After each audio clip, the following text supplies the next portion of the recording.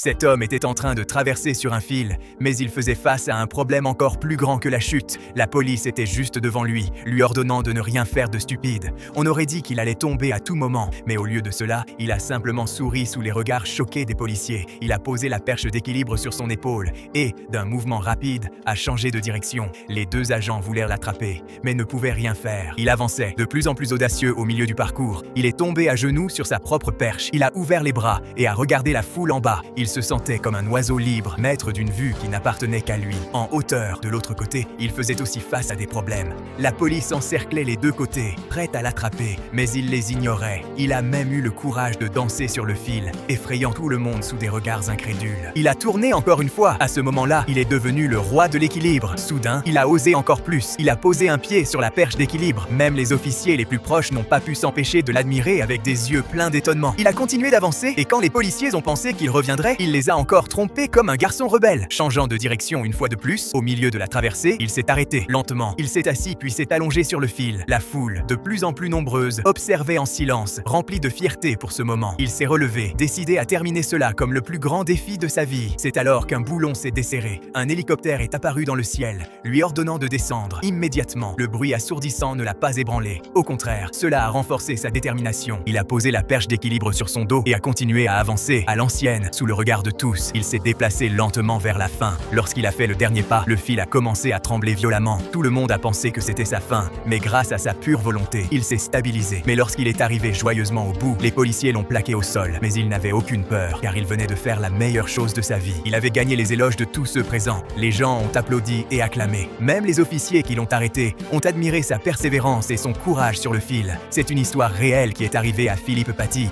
un funambule français, obsédé par le fait de marcher sur le fil.